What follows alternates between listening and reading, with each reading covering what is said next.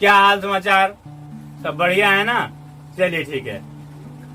तो बच्चों आज हम लेकर आए हैं एक बहुत ही अच्छा टॉपिक, एक बहुत ही अच्छा lesson, motion in a straight line.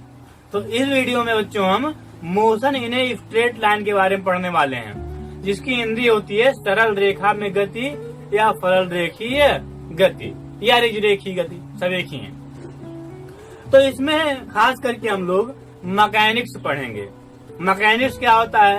वस्तुओं के गति के बारे में जानना, पढ़ना, लिखना, क्या कहलाता है? मैकेनिक्स। अगर गति के बारे में आप अध्ययन किए तो आप क्या पढ़ रहे हो? मैकेनिक्स। ठीक। और उसके बाद मैकेनिक्स के 3 पार्ट होंगे। मैकेनिक्स कितने पार्ट हैं? 3 पार्ट। कौन कौन से? Statics, kinematics, dynamics.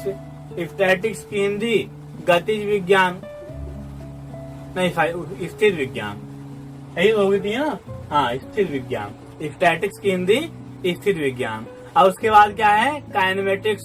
काइनेमेटिक्स की हिंदी क्या होगी? शुद्ध गतिज विज्ञान। और उसके बाद है आपका डायनेमिक्स। डायनेमिक्स की हिंदी होगी गतिज विज्ञान।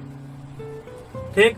वैसे एमएससी में पोस्ट ग्रेजुएट जब आप करेंगे तो उसमें इन तीनों की अलग अलग किताबें हैं, स्टैटिक्स की, काइनेमेटिक्स की, डायनेमिक्स की। इन तीनों की आपको अलग अलग किताबें पढ़नी पड़ेगी। ठीक। अर्थात मैकेनिक्स के वहाँ कितने पार्ट हो जाएंगे? 3। इससे अधिक भी किताबें पढ़नी पड़ सकती है, इससे कम किताबें मैकेनिक्स की नहीं होंगी। ठीक है। तो इसलिए ये जो आप पढ़ने जा रहे हैं ये बहुत ही इम्पोर्टेंट है, इसके बारे में जानना। क्योंकि जब आप पढ़ेंगे, जब आप यूनिवर्सिटी में जाएंगे तो वहाँ पे प्रोफेसर लोग कहेंगे मैकेनिक्स से आप ये पढ़ चुके होगे क्लास 12th में, 11th में, स्टैटिक्स पढ़ चुके होगे, तो आप जा ही नहीं पाओगे। क्योंकि अगर आप स्कूल में देखो तो स्कूल में खास करके ये तीनों टॉपिक छोड़ देते हैं, क्योंकि ये 11th के एग्जाम में ज्यादा पूछा नहीं जाता है, इसलिए इसको पढ़ाते नहीं है। डायरेक्ट शुरू करते हैं कहाँ से? फ्रेम रेफरेंस से। ठीक। मोशन से, डिस्टेंस से, डिस्प्लेसमेंट से, यहाँ से शुरू करते हैं। लेकिन हम सोचे कि आपको इसको भी पढ़ा दिया जाए, तो आइए इसको पढ़ते हैं। तो पहला हमारा है मैकेनिक्स। मैकेनिक्स जैसा कि भी हम आपको बताया है कि वह भौतिक की वह शाखा, भौतिक विज्ञान की वह शाखा जिसमें गति के बारे में अध्ययन किया जाता है। किसके बारे में? गति के बारे में। उसे क्या कहते हैं? यांत्रिकी। वही यहाँ लिखा हुआ वस्तु की गति से संबंधित भौतिकी की शाखा को यांत्रिकी कहते हैं। अब यांत्रिकी की जो है 3 पार्ट हैं। कितने पार्ट? 3 पार्ट। कौन कौन से? Statics, kinematics, dynamics. स्टैटिक्स क्या होता है? अगर कोई वस्तु गति कर रही हो, कोई वस्तु गति कर रही हो, लेकिन उस पर नेट बल कितना हो? 0, तो उस वस्तु के गति के बारे में अध्ययन करना स्टैटिक्स कहलाता है। क्या कहलाता है? स्टैटिक्स। अब नेट बल 0 कैसे होगा? सुनिए, नेट बल 0 ऐसे होगा। मान लीजिए एक टेबल है, ये एक टेबल है और इस पर 2 लोग बल लगा रहे हैं। इधर से अब बल लग रहा है और एक बल अब इधर से।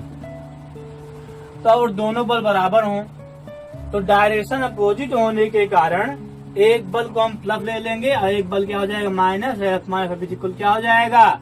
0। अर्थात इस टेबल पर लगने वाला नेट बल कितना हो गया? 0। और जब नेट बल 0 होगा तो अगर ये बेंच लेफ्ट पर रही होगी तो लेफ्ट पर ही रहेगी, और मोशन में रही होगी तो मोशन में ही रहेगी। क्योंकि ये तो न्यूटन का पहला नियम ही है कि यदि किसी वस्तु पर लगने वाला नेट बल कितना हो? 0, तो उस वस्तु की स्थिति परिवर्तन नहीं होती है। तो इसी तरह अगर वस्तु गति कर रही हो लेकिन उस पर नेट बल कितना हो? 0, तब उस वस्तु की गति के बारे में अध्ययन करना क्या कहलाता है? स्टैटिक्स। अब अगला जो टॉपिक है, अगली हेडिंग है काइनेमेटिक्स। काइनेमेटिक्स ये होता है कि वस्तुओं के गति के बारे में अध्ययन करो। वस्तुओं के बारे में अध्ययन करो, वस्तुओं की गति के बारे में। लेकिन ये मत पता लगाने का प्रयास करो, ये मत जानने का प्रयास करो कि गति कैसे उत्पन्न हुई इसका अध्ययन न करो तो क्या कहलाता है, काइनेमेटिक्स। और इसी का अपोजिट है डायनेमिक्स। डायनेमिक्स में क्या होता है, डायनेमिक्स में गति का भी अध्ययन किया जाता है और गति कैसे उत्पन्न हुई, गति कैसे उत्पन्न हुई, मोशन कैसे उत्पन्न हुआ, इसका भी अध्ययन किया जाता है। तो स्वयं का क्या बोलेंगे, डायनेमिक्स। ठीक, तो चलिए इसको देख लेते हैं डिफिनीशन से। तो इसको बताएं दिए। अब अभी जो आपको बताएं वही इसमें लिखा भी हुआ है। स्टैटिक्स के बारे में बात करें, यांत्रिकी की शाखा जिसमें बाह्य बलों के क्रिया के अधीन साम्य अवस्था में वस्तुओं या पिंडों का अध्ययन किया जाता है। किसके अधीन, बाह्य बलों के क्रिया के अधीन साम्य अवस्था में। कैसे, साम्य अवस्था में, ध्यान रखिएगा, स्थित परिवर्तन ना हो। वस्तुओं की गति का अध्ययन किया जाता है, स्थिर विज्ञान कहलाता है। क्या कहलाता है, स्थिर विज्ञान। तो अगला है हमारा काइनेमेटिक्स, शुद्ध गतिज विज्ञान।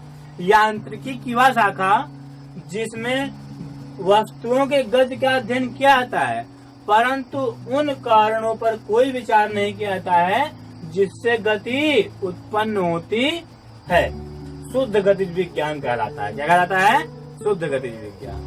ठीक, चलिए ऐसे इसको बताया भी आपको थे कि वस्तुओं के गति का अध्ययन किया जाए लेकिन उन कारणों पर कोई विचार न किया जाए, उन कारणों पर कोई अध्ययन न किया जाए, उन कारणों का जानने का प्रयास न किया जाए जिससे गति उत्पन्न होती है, उसे क्या बोलेंगे, काइनेमेटिक्स। और थर्ड आपका है डायनेमिक्स। डायनेमिक्स में जस्ट इसका अपोजिट है क्या, यांत्रिकी की वह शाखा जिसमें वस्तु के गति का अध्ययन किया जाता है और उन कारणों पर भी विचार किया जाता है जिससे गति उत्पन्न होती है, उसे क्या बोलते हैं, गतिज विज्ञान, डायनेमिक्स।